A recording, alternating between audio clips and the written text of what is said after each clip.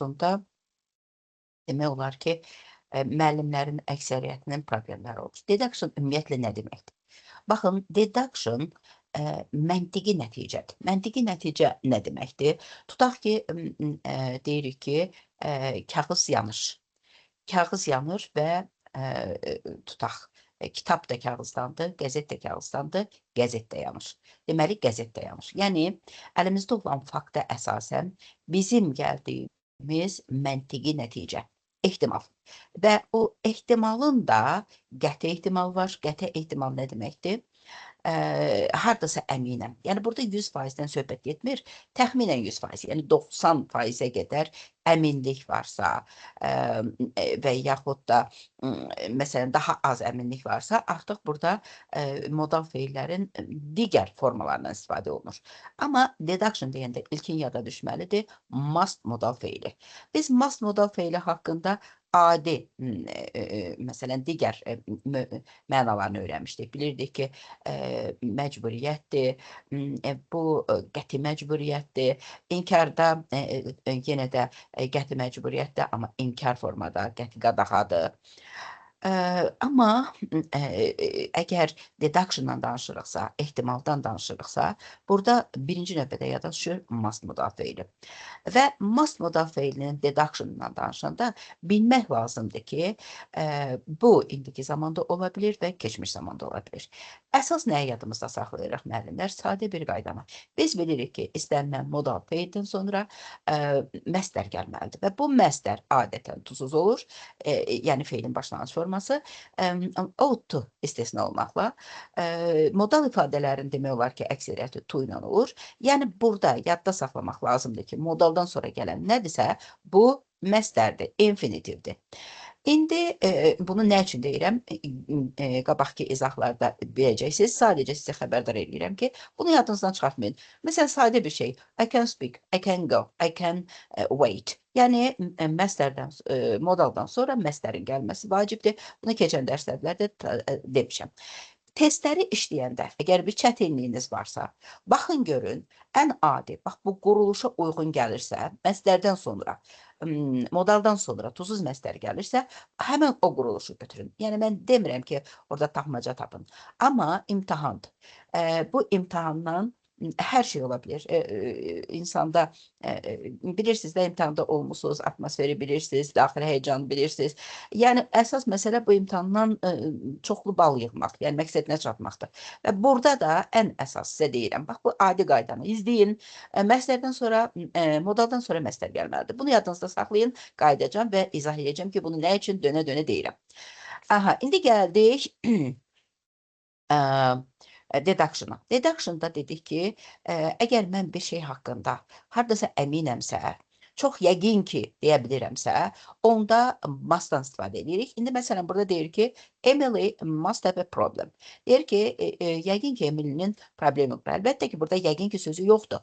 Amma mən bunu mümkün qədər daha çox bizim dilimizə yaxın tərcümə etməyə çalışıram ki, must çox böyük ehtimal ki, bax, belə başa düşün ki, ehtimal ki, onun problemi var. Və mən bunu necə bu nəticəyə gəldim? Bundan əvvəl mütləq şəkildə bir cümlə olur.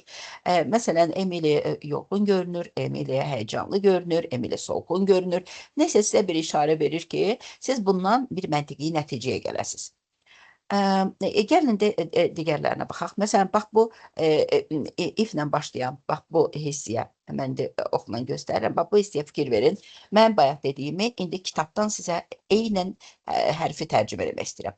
Deyir ki, if A is bigger than B, and B is bigger than C, then A must be bigger than C. Bu nə deməkdir? Bax, bayaq sizə dediyim kimi. Əgər A nöqtəsi B nöqtəsindən, yaxud da A, tutaq ki, bir obyekt B obyektindən böyükdürsə və eyni zamanda B obyekti də C-dən böyükdürsə, onda belə bir məntiqi nəticə çıxardırıq ki, əlbəttə ki, C B-dən kiçik olduğuna görə, yəni B daha böyük olduğuna görə, C eyni zamanda A obyektindən də kiçikdir. Bax, buna deyirlər ehtimal. Və bu ehtimal çox böyük ehtimal ola bilər və zəif ehtimal ola bilər. Deyir ki, I'm in love. mən sevirəm, vurulmuşam və bundan belə bir nəticə nə çıxardır? You must be very happy. Əgər sevirsənsə, vurulmusansa, deməli çox xoşbəxt olmalısan. Bu mənim çıxartdığım məntiqi nəticədir və mən 100% əminəm burada. 100-dən söhbət getmir, çox üzr istəyirəm. 100-ə, hardasa 100. Çünki modal feillərdə ehtimal deyirik, dəqiq demirik. Və bu ehtimal dəqiq ehtimal ola bilir, zəif ehtimal ola bilir. Və burada must be deyirəmsə, hardasa əminəm. Yəni 90% əminəm ki, sən xoşbəxt olmalısan. Bax, bu deduction'dır, mənim yoldaşlar. Əgər testlərdə rast gəlsəniz ki, present deduction, burada siz götürməlisiniz, must üstə gələk, B-yə infinitiv. Yəni, adi bildiyimiz mustdan sonra tuzsuz məsdər. Yəni, Kasbidə işlədiyimiz testlərin eynisidir. Niyə bunlar biraz fərqli görünür? Görəcəksiniz. Deməli, təkcə mustdanmı istifadə eləməliyik deduction'da? Əlbəttə ki, xeyr. Amma ən birinci yadımıza düşən məhz mustdır. Çünki bu qəti ehtimaldır və ehtimalın faizi yüksəkdir. İndi ikinciyə baxıq. Bax, yuxarıda mən sizə dedim ki, Emily must have a problem. Emily'nin problemi olmalıdır cümləsində mütləq ikinci bir cümlə olmalıdır ki, siz bu nəticəyə gələ biləsiniz. Baxın, burada deyir, she keeps crying. O elə ağlayır, davamlı ağlayır. Deməli, mən bu ağlamağa görə nəticə çıxartdım ki, onun bir dərdi, bir problemi var. Baxın, bax, bu deduction'dır. Mənlə gəlir ki, kifayət qədər aydın izah elədim və bildiniz ki, deduction nədir? Deməli, deduction əlimizdə olan fakta əsasən, gördüyümüz bir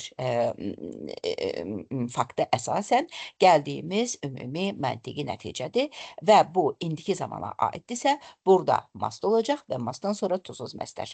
İndi gəlin baxaq görək, biz əgər bu deduction'ın inkarından danışırıqsa, burada hansı dəyişiklik olacaq?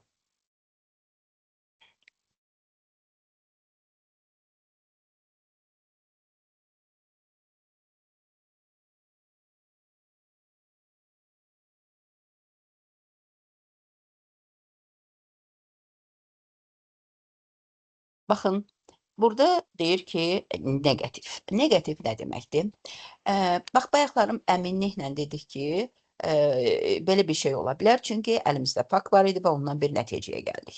Əgər həmin o deduction'un, ehtimalın inkarından danışırıqsa və indiki zamandan danışırıqsa, ancaq bu indiki və gələcək zamana aiddir. Keçmiş zamanı birazdan keçəcəyik. Deməli, əgər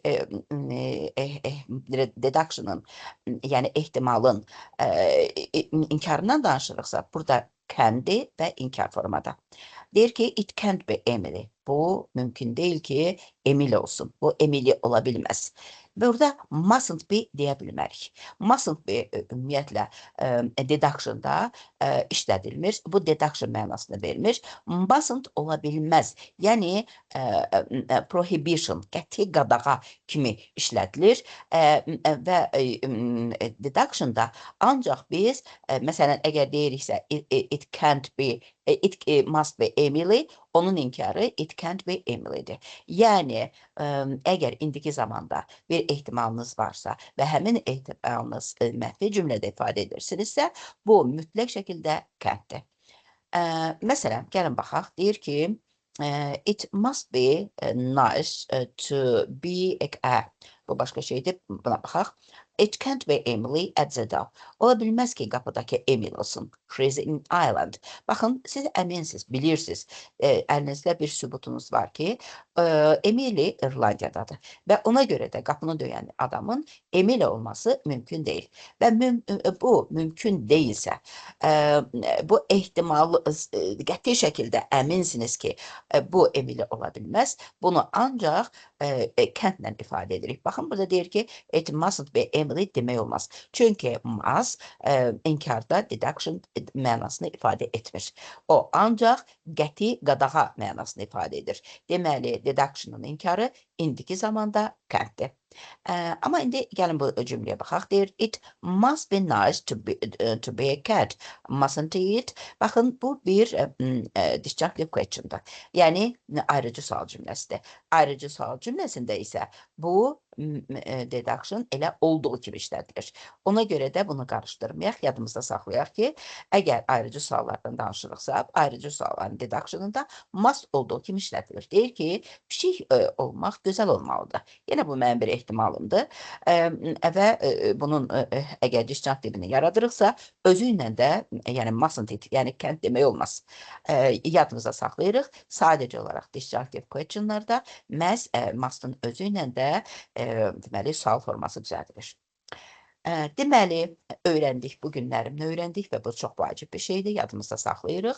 İndiki zamana aid olan deduction, ehtimal, yəni bizim gələcəkdə, indiki zamanda baş verən və yaxud da baş verəcək bir hərəkətin mümkünlüyünə əminliyimiz yüksəkdirsə, hardasa bir 80-90%dirsə, onda bunu biz must üstə gələk, were infinitivdən ifadə edirik. Keçmiş zamanda isə biz bunu deməli mustla ifadə edə bilmərik. Çünki must'ın inkar forması ancaq prohibition'dır. Yəni strong prohibition, qəti qadağada işlədilir.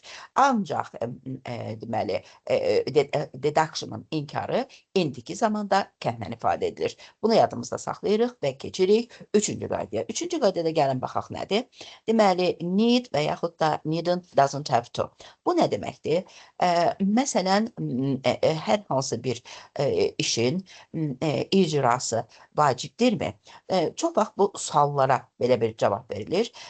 Məsələn, I must have closed the window. Mən pəncərəni bağlamalıyammı?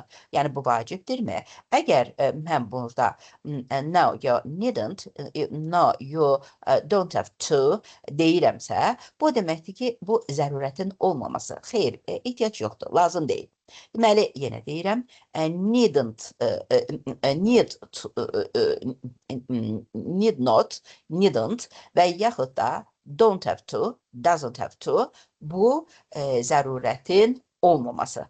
Deməli, yadımızda saxlayırıq və testlərdə açıq şəkildə deyir. Necessary və yaxud da not the don't use the necessity. Deməli, vacibliyin, ehtiyacın olmamağı, vacibliyin olmamağı. Gəlin, indi kitabda verilən misala baxaq. Look at those tracks. Bax, bu izlərə baxın. That must be a dog. Bu it olmalıdır. It needn't be, it could be a fox.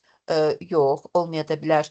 Bu, tülkü də ola bilər. Baxın, zərurətin, vacibliyin, ehtiyacın olmamasını needn't-la ifadə edirik və could be mümkünlükdür, ola bilər deməkdir. Bunu indi ayrıca danışacağıq. Deməli, needn't və yaxud da don't have, doesn't have to, bunlar ikisi zərurətin olmamasıdır. Yadımızda belə saxlayırıq. Və gəldi, that must have been nice. Bayaqdan sizə nəyə görə dəfələrlə, dönə-dönə, inatla deyirəm ki, yadımızda saxlayırıq ki, modal feildən sonra mütləq şəkildə məstər gəlməlidir və bu məstər tuzsuz olur.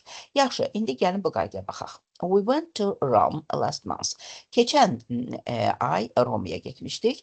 That must have been nice. Bu gözəl olmalıdır. Baxın, indi bu quruluşu bəzən müəllimlər anlaya bilmir və çox suallar verirlər ki, bu nə quruluşdur belə? Baxın, mən sizə yenə də qəti şəkildə deyirəm ki, mustdan sonra, ümumiyyətlə modaldan sonra məstər gəlməlidir və bu da məstərdir. Sadəcə olaraq məstəridən bilirik ki, məstəri bilən, məstəri öyrənən, mənimsəyən belə hər bir kəs bilir ki, məstərin həm indiki zaman forması var, to have və yaxud da have, yəni tuzsuz və ya tuzlu məstər və bir də onun keçmiş zaman forması. Məstərin keçmiş zaman forması present perfect şəklindədir.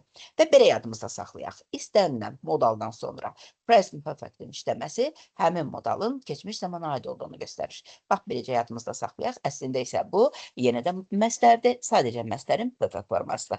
İndi biz əlbəttə ki, infinitivi cüzi formada 8-ci sinif həcmində keçmişdik, amma əslində məstər kifayət qədər mürəkkəb bir mövzudur və biz bunu bir daha öyrənəcəyik, bir daha təkrar eləyəcəyik və görəcəksiniz ki, məstərin həm davam edici, həm bitmiş, həm də indiki zaman forması var. Və bu da məstərin bitmiş zaman formasıdır. Deməli, əgər biz deduction dediyimiz, ehtimal dediyimiz bir qaydadan keçmiş zamanda istifadə eləyiriksə, keçmiş zamanda danışırıqsa, onda yenidən must və must'dan sonra present perfect. Yadınızda saxlayın ki, keçmiş zaman. Baxın, burada last month deyir. Last year, nə bilim, ago, ilə verilən keçmiş zaman, yəni keçmiş zamana aid olan zaman zərfi varsa, hərəkət keçmiş zamanda baş verirsə, biz keçmiş zamanda baş verən bir hərəkət haqqında ehtimal ediriksə, burada mütləq şəkildə must'ın keçmiş zaman formasından istifadə olunur. Bu da must'dan sonra present perfect. Əslində isə bu present perfect deyil. Bu məstərin perfect formasıdır. Deməli, onlar cümlədə deyir ki, biz biri deyir, məsələn, Romada olmuşuq və o da ehtimal edir ki, gözəl olmalıdır, yəni əla olmuş olmalıdır sizin o Romada olmağınız, sizin üçün xoş olmalıdır. Bu da keçmiş zamana aid olunan bir deduction'dır. Testləri işləyəndə, əgər desək ki, present deduction, onda götürürük must'dan sonra bare infinitive. Yox, əgər desək ki, past deduction, onda must'dan sonra present perfect götürürük. Bunda yadımızda saxlayırıq. A woman phoned while you were out. It must have been Kate. Siz burada olmayanda, siz çöldə olanda bir qadın zəng etmişdi. Və o da deyir ki, yəqin ki, bu Kate olmuş olmalıdır. Çox yəqin ki, çox böyük ehtimal ki, bu Kate olub. Əslində bunun tərcüməsi belədir, dəqiq tərcüməsi belədir. O, Kate olmuş olmalıdır. Amma sadəcə olaraq daha dəqiq anlamaq üçün çox böyük ehtimalla o Kate idi, Kate olub deyə bunu belə ifadə edirəm, biləsiniz ki, bu keçmiş zamana aid olan deduction'dır. Where can Jack have put the matches? He can't have thrown them away. Baxın, sual formasında can hara qoyubdu kibritləri, o onları atmış ola bilməz və bayaqlarında sizə dedik ki, deduction'ın deməli, keçmiş zaman forması present perfect-lə, yəni məstərin perfect forması ilə düzəlir. Burada can'in işlənməsi doğrudurmu? Əslində, əsasən, biz keçmiş zamana aid olanda, deduction'ın keçmiş zamanında əslində could-dan istifadə edirik. Could üstə gərək present perfect-dən. Amma əgər suallara cavab, sualda işlədilirsə, sual formasında işlədilirsə, həmin bu deməli deduction və yaxud da inkardadırsa, can-i istifadə edə bilərik. Baxın, where could Jack have put the matches yox, where can Jack have put the matches şəklində verə bilərik. Yəni, bunun hara qoymuş ola bilər? Yəni, bu deduction'ın sualında, təsdiqdə yox, sualında və inkar formasında must işlədilmir. Yenə də can't işlədilir. Əlbəttə ki, inkar formada can't və ondan sonra present perfect. Ola bilməz ki, onu atmış olsun. Bax, bu da deduction haqqında bizim bilməli olduğumuz əsas bilgidir və yenə sual yarana bilər ki, istənilməz birini sual verə bilərsiniz ki, deduction deyəndə burada təkcə must və inkar forması kəndimi?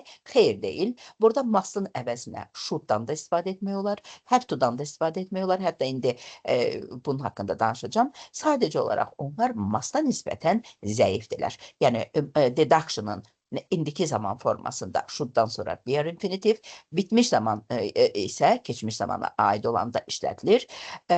Burada should-un əvəzinə have to da işlədilə bilər. Çünki biz bilirik ki, must'ın əvəzləyiciləridir. Həm should, həm də ought to. Keçmiş zamanda da could-dan istifadə oluna bilər. Ümumiyyətlə, o istifadə olunur əsasən. Yəni, could-dan sonra present perfect. Amma daha qüvvətli forması must'dır ki, biz indi bunun haqqında danışdıq. Should, ought haqqında da, could haqqında da danışacağıq. Və indi baxırıq will-ə. Will nə deməkdir? Will-də isə daha çox dəqiqlik, daha çox əminlik ifadə olunur. Məsələn, deyir ki, əgər gələcək və yaxud da indiki zaman da baş verən bir hadisələr haqqında əminliyimizi və yaxud da inamımızı ifadə etmək istəyiriksə, onda will-dən istifadə olunur. Məsələn, deyir ki, as I am sure you will understand, we cannot wait any longer for your order. Sən başa düşəcəksən. Yəni bunu əminliklə deyir də. Ola bilsin ki, başa düşəsən, başa düşmüş olmalısan, ehtimal ki, başa düşəcəksən. Yox, sadəcə başa düşəcəksən. Don't phone them now. They will be having dinner. Onlara zəng etmə. Onlar yemək yeyəcəklər. Yeməkdə olacaqlar. Bax, belə gələcək zaman, davam edəcək zaman forması. Yəni, əminəm buna, bilirəm ki, dəqiq əminəm ki, bu saatda onlar nahar edirlər və onlara zəng etməyə dəyməz. Çünki onlar həmin vaxtı onlar nahar etmiş olacaqlar. Yəni, əminliyi göstərməkdən ötürü will-dən istifadə olunur. Əgər keçmiş zaman istifadə olunursa, o deməli, keçmiş bitmiş zamandan ifadə olunur. Yəni, bu nə deməkdir? Gəlin bir də baxaq. Deyir, tomorrow will be cloudy. Baxın, will, bu modal feil kimi işlədilir. Bu acaq-əcək kimi tərcümə olunsa da modal feildir. Yəni, köməkçi feil yox, burada modal feildir. Və gələcək zamana aid olan əminliyi bildirir. Bircə dəqiqə gözü istəyirəm, bircə dəqiqə qapını açım.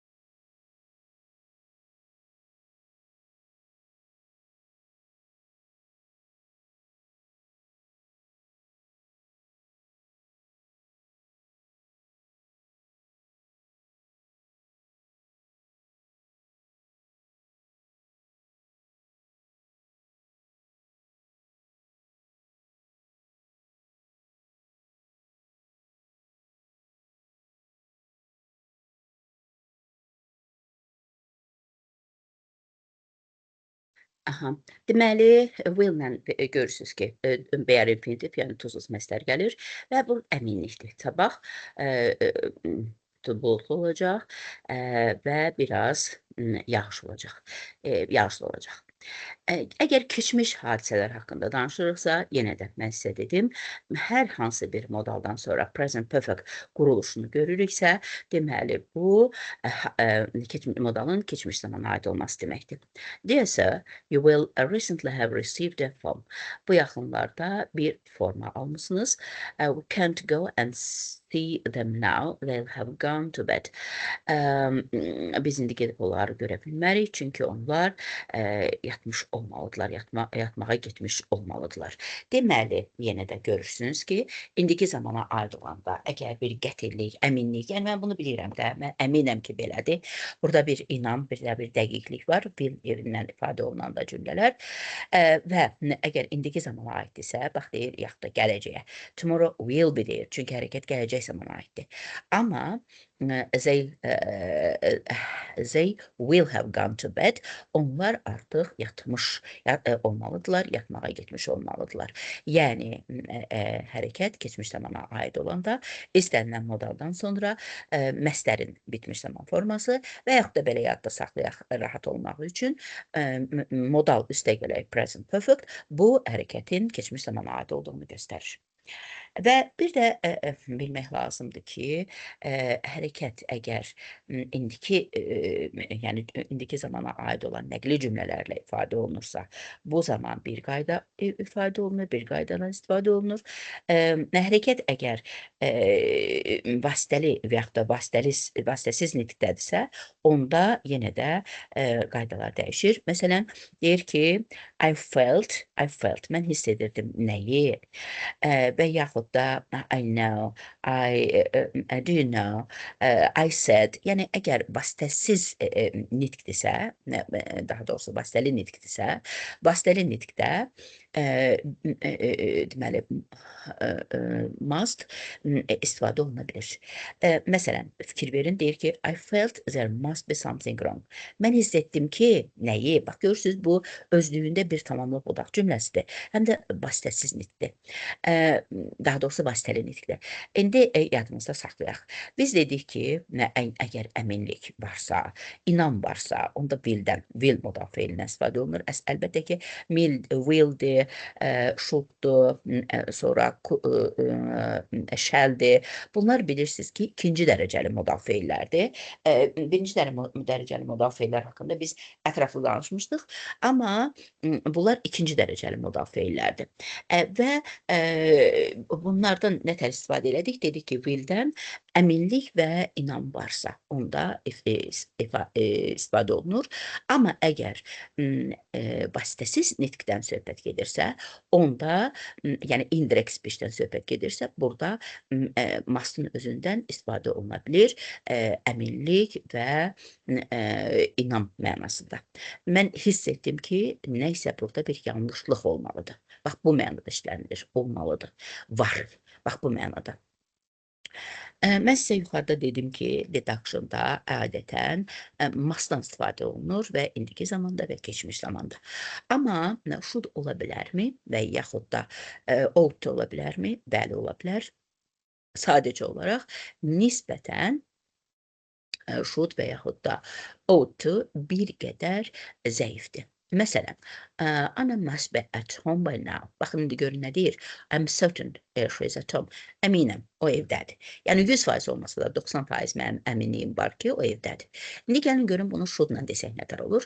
Anna should be at home by now. I think she is very probably at home. Çox yəqin ki, bax burada very sözü çox yəqin ki deyir. Yəni must'da deyəndə mənim əminliyim nə qədər çox idisə, dəqiqliyə, 100%-ə nə qədər yaxın idisə, artıq should deyəndə və yaxud da ought to be deyəndə bir qədər mənim inamım, əminliyim azdır. Deməli, deduction'da must'dan istifadə olunur əsas, amma should-da və yaxud da ought-da ola bilər. Must haqqında yuxarıda nə demişdiksə, onlar eyni zamanda should-a və ought-ya da aiddir. Yəni, indiki zamana aid olanda bizim bir fakta əsasən gəldiyimiz nəticə, deduction dediyimiz qaydanı should-la da verə bilərik, ought-la da verə bilərik. Sadəcə must-a nisbətən buradakı əminlik bir qədər azdır. İndi burada kəndlə must notun izahını verir. Amma bu bizim testlərimizdə bizə o qədər də lazım olmadığına görə fikriniz qarışmasın deyə hələlik ki bunu qoyuram qalır. Çünki bizdə əsas lazımdır. Deduction, onda əgər bu qaydaları inşallah yadımızda saxlasaq, deduction o qədər də çətin test deyil. Əsas qaydanı bilməkdir. Biz biraz başa düşmək çətindir. Və must'dan daha hansı qaydalarda istifadə oluna bilər? Baxın, prediction. Prediction nə deməkdir? Öncədən nəyisə xəbər vermək. Və öncədən nəyisə xəbər verməyi really biz daha çox işlədirik. Sonra to be going to be about to be due to daha çox işlədirik. Amma must'dan bu məqsədlə prediction kimi istifadə etmək olmaz. Məsələn, deyir ki, it will be fine tomorrow. Sabah yaxşı olacaq. It must be fine tomorrow. Yaxşı olacaq mənasında yox. Yaxşı olmalıdır. Yəni, məcburdur. Başqa cür yolu yoxdur. Bax, bu mənada işlədilir. Yəni, prediction mənasında bunu istifadə etmək olmaz. Amma should və yaxud da ought-dan must prediction kimi istifadə etmək olar. Next week's exam should be və yaxud da ought to be easy. Gələn həftəki imtahan asan olmalıdır. Baxın, burada will'i əvəz eləyir should yaxud da ought to. Qarışmasın deyə, bir dəfə də fikriniz qarışmasın deyə, çaşmayasınız deyə bir də deyirəm. Biz must'dan dedik ki, deduction'dan istifadə olunur. Həm must'ın deduction mənasında should'dan və yaxud da ought to'dan istifadə olunur. Baxın, buranı qarışdırmaq olmaz. Will'dən isə adətən istifadə edirik, əgər bir şeyə əminliksə və yaxud da inanmamız varsa o hərəkətin baş verəcəyinə və yaxud da baş vermiş olduğuna, burada will'dən istifadə edirik. Həm keçmiş zamanda istifadə edə bilərik, həm indiki zamanda. Əlbəttə ki, hərəsinin öz qaydası var.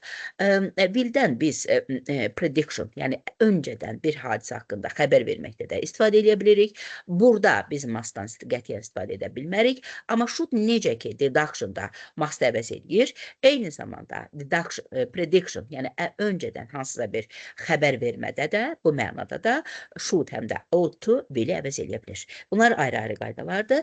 Yəni should, bir də ought to həm will'i, həm də must'ı əvəz edə bilir. Bax, bunu belə yadda saxlayaq ki, qarşılıqlıq olmasın. İndi o qaydaları bir daha baxaq, daha doğrusu detalları ilə baxaq. Dedik ki, should must'ı əvəz edə bilir deduction'da. Gəlin baxaq. I bought 3 leaves that should be enough. Baxın, deyir ki, 3 buxanka var, yəni çörəkdən söhbət gedir və bu kifayət olmuş ola bilər. Yəni bu 3 dənə çörək mən belə hesab edirəm ki, kifayətdir. Böyük bir ehtimalla very probably, very possible, very perhaps deyə bilərik. Yəni çox böyük ehtimal ki, bu qədər çörək, 3 dənə çörək kifayət edəcək. Bax, bu mənada işlədilir. Amma must demir də, çünki mustda əminlik daha çoxdur. Həm də burada ümumiyyətlə must'ın işlədilməsi biraz çox qüvvətlidir. Belə bir cümlələrdə buna ehtiyac yoxdur. Should yaxud da ought to daha yumuşaq olduğuna görə bu cümlələrə uyğun münasib gəlir. I'll phone Rose that she should be home by now. İndi Rusa zəng edəcəm. Baxın, buradakı bəzən auxiliary verb will-lə modal verb will-i bir-birinə qarışdırırlar. Bu I'll phone Rose, bu buradakı will gələcək zamanı düzəldən köməkçi feildir. Modal feil deyil. Ümumiyyətlə, o modal feillərlə köməkçi feillər oxşar feillərdir. Hər ikisi köməkçidir. Hətta bunlara modal auxiliary, yəni modal köməkçi feillər deyirlər. Amma biraz fərqləri var və bunu da fərqləndirmək lazımdır. Bu cümlədə rəng edəcəyəm. Bu gələcək zaman, gələcək sadə zamandır və deyir ki, vaxta qədər evdə olmuş olmalıdır. Yəni, yenə də mən bilirəm ki, o bu vaxtlarda evdə olur. Çox böyük ehtimal ki, o evdədir. Amma must'a nisbətən bir qədər zəif ehtimaldır. We are spending the winter in Miami. That should be nice. Burada da, yəni must'ı da deyə bilərik. Heç bir burada fərq yoxdur. Amma yenə də onu əvəz edicisi kimi should'dan yaxud da ought-dan istifadə etmək olar. Deməli, burada bu növbəti qaydada nə öyrəndik? Öyrəndik ki, həm deduction'ı, yəni must'ı, deduction qaydasında must'ı, həm də convenience və convenience, yəni inam və certainty, yəni dəqiqlik mənasında bili, should və yaxud da ought əvəz edə bilər. Və eynən necə ki, must haqqında danışda da demişdik ki, keçmiş zamanda aid olan deduction'da must'dan sonra present perfect gəlir. Eyni zamanda keçmiş zamana aid olan deduction'da da should'dan yaxud da ought-dan sonra present perfect gəlir və bu göstərir ki, hadisə keçmiş zamana aiddir. Əgər testlərdə rast gəlsəniz ki, deduction in the past, onda biz should'un, ought-unun present perfect formasından istifadə edəcəyik. Gəlin baxaq. Deyir ki, James should have got back home yesterday. Dünən evdə olmalıydı, evə gəlmiş olmalıdır. Has anybody seen him? Kimsə onu görüb. Burada da yenə də bu deduction'dır. Sadəcə olaraq must'ın əvəzinə should'dan istifadə olunur. We ought to have finished painting the house by the end of the next week. Baxın, bu əslində indiki zamana aiddir və yaxud da gələcək zamana aiddir. Çünki burada next week var. Bəs yaxşı, niyə burada bundan istifadə olunur? Gəlin buraxaq bura. Here we can also use the structure to talk about actions which we expect to have been completed by now or at a future time.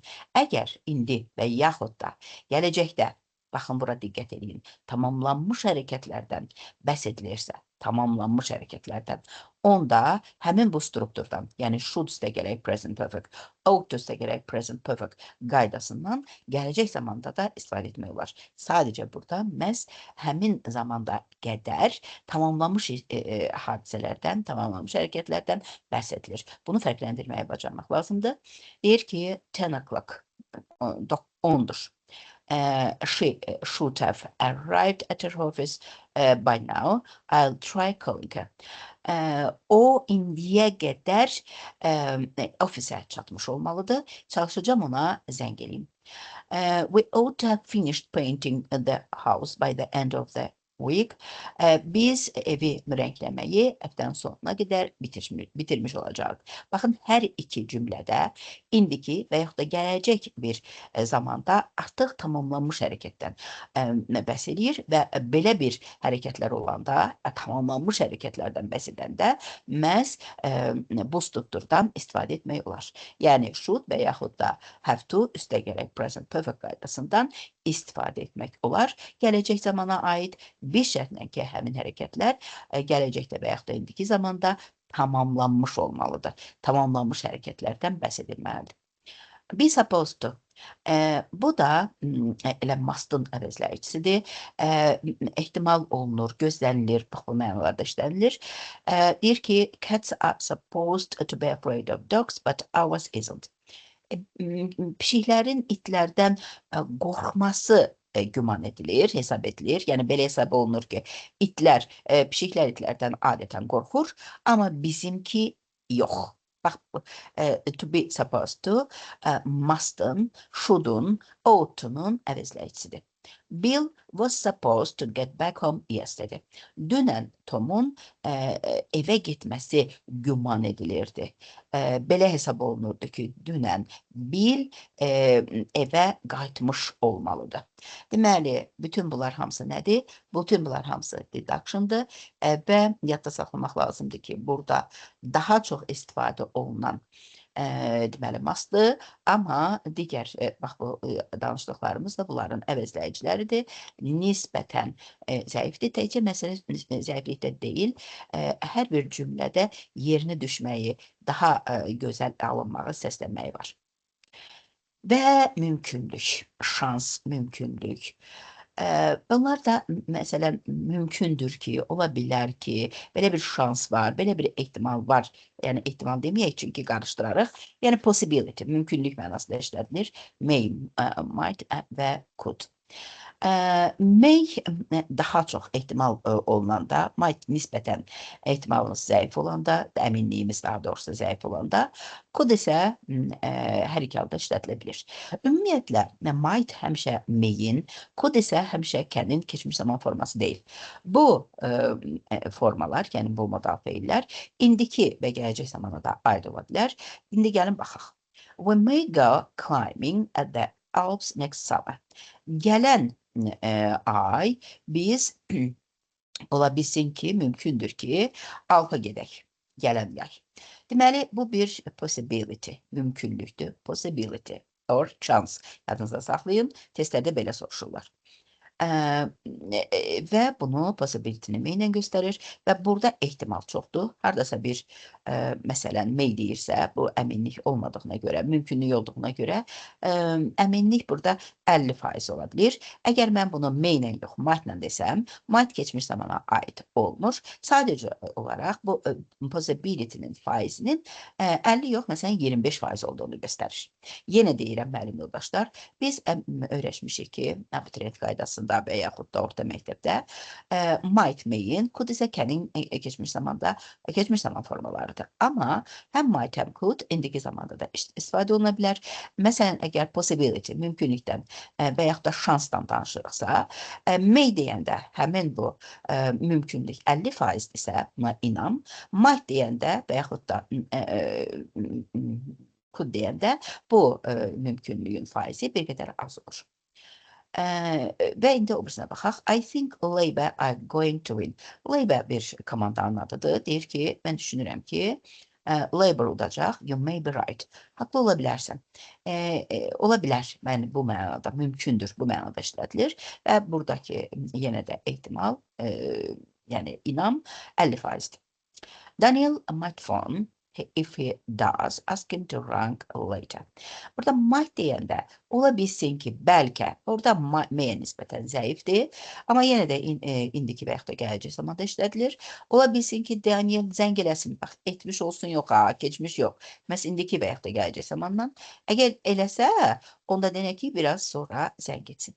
Deməli, əgər possibility və yaxud da şans barədə, mümkünlük və yaxud da şans barədə danışırıqsa, əminliyimiz çoxdursa, inam faizi çoxdursa onda may'dən, nisbətən azdırsa might'dan istifadə edirik. They have agreed, but they could change their minds. Onlar razılaşdılar, amma mümkündür ki, ola bilsin ki, onlar fikirlərini dəyişdirsinlər. Bax, burada da could, might kimi nisbətən azdır. Burada inam hardasa 25%-dir. Belə yadda saxlayaq. Mümkündür 50% olursa may'dən, nisbətən azdırsa, orada inam daha azdırsa, might'dan və yaxud da could'dan istifadə edirik.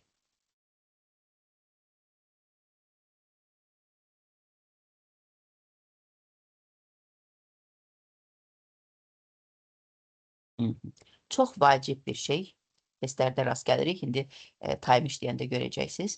Deyir ki, may əgər mümkündürsə, belə bir şey ola bilərmi mənasında sual cümlələrində adətən işlənmir. Baxın, gəlin baxaq. Deyir ki, bayaqlarım nə demişdi? Deyirdi ki, ola bilsin ki, Alp dağlarına gedək. I may go, belə demişdi. Amma əgər bunu biz sual formasında veririksə, possibility mənasında, bunu may-lə vermirik. May sual cümləsində daha çox icazə mənasını ifadə edir. Ona görə də mümkünlük, şans mənasında may-dən yox, onun əvəzləyicilərindən istifadə olunur. Gəlin baxaq. Are you likely to go camping this summer? Bu yay gedəcəksən, mümkündür, sən gəzməyə, düşərgəyə getməyin. Has Emma gone running? I wonder. Baxın, burada da ola bilərmi ki, mümkündürmü ki, Emma qaçmağa getmiş olsun, may-lə vermir, bunu başqa cür verir. Yəni, mümkündürsə, mümkündürmü, ola bilərmi mənasında may-dən istifadə olunmur sual cümləsində. May əgər sual cümləsində istifadə olunursa, bu daha çox icazə mənasını ifadə edir. Məsələn, may I go out? Çölə çıxa bilərəmmi? Amma gələcəkdə bir şeyin mümkünlüyü haqqında ola bilərmi ki, belə olsun, belə bir şansımız varmı mənasında likely, yəni ola bilsin ki, perhaps, probably bu kimi ifadələrdən və yaxud da adi sual cümlələrindən has gone, yəni indiki bitmiş zamanın sual formasıdır gördüyünüz kimi. Amma əgər yenə də deyirəm, direct in speech'də bu olmaz. Indirect, yəni vasitəli nitqdə mümkündür. Bayaqlarımda demişdik ki, must'dan prediction mənasında indirect speech'də istifadə olur. Yadımızda saxlayaq və indirect speech'də may-dən də possibility mənasında istifadə oluna bilər. Baxın, deyir, do you think, düşünürsənmi ki, bu gördüyünüz kimi həm bir tamamlıq budaq cümləsidir, həm də indirect speech'dir. Sən düşünürsənmi? Nəyi? You may go. Bax, burada you are likely to go da deyə bilərik. You may go da deyə bilərik. İkisi də olar. Amma may you go deyə bilmərsən. Bu icazə mənası ifadə edir. Yenə deyirəm. Sual cümlələrində possibility mənasında. Çünki modal deyirlər. Ancaq bir mənada istifadə olunmur. Possibility olur, deduction olur, ability olur, çox prohibition, qadağa olur, permission, icazə olur. Müxtəlif mənalarda işlədilir və hər mənanın da özünün konkret qaydası var. Əgər chance və yaxud da possibility mənasında istifadə ediriksə, sual cümlələrində may'dən yox, likely, probably, possibly və yaxud da adi sual cümlələrindən istifadə olunur. Yox, əgər biz bunu indirect speech-də, yəni indirect speech-də belə yadımızda saxlayaq da sadə olmaq üçün. Do you think, I said, I think, I hope, I know, I wonder. Bax, bu kimi ifadələrlə başlayır və bu cür cümlələrdə may'dən sual formasında istifadə ola bilər. Do you think you may go camping this summer? Baxın, görürsünüz, bu ikinci tərəf do you think-dən sonra gələn tamamlıq budaq cümləsi olduğuna görə həmin cümlənin strukturu sual cümləsi strukturunda deyil, yenə də nəqli cümlədir. Belə yadımızda saxlayırıq ki, nəqli cümlələrdə may'dən possibility mənasında istifadə etmək olar, amma sual cümləsində isə onun əvəzləyicilərindən likely, probably, perhaps və yaxud da adi sual cümləsindən istifadə edirik. Amma might olar. Might you go camping? Ola bilərmi ki, sən gedəsən səyahətə? Bax, belə bu mənada istifadə etmək olar. Və may'in inkar forması. Bunu biz keçən dəfə də danışmışdıq, bunu bilirik, amma yenə də təkrar bir ziyanı yoxdur. İnkar formasında may'in özündən də istifadə etmək olar. Needn't da demək olar, might da demək olar, can't da demək olar. She may be at home, o ola bilsin ki, mümkündür ki, evdədir. She may not be at home, yəqin ki, o evdə yoxdur. She can't be at home, ola bilməz ki, o evdə olsun. Bu artıq əminlikdir, yəni bu yuxarıda dediyimiz deduction'ın inkar formasıdır. You might win, you might not win. Əlbəttə ki, ola bilər ki, udasan və yaxud da ola bilər ki, udmayasan. You can't win, mümkün deyil sənin udmağın, uda bilmərsən.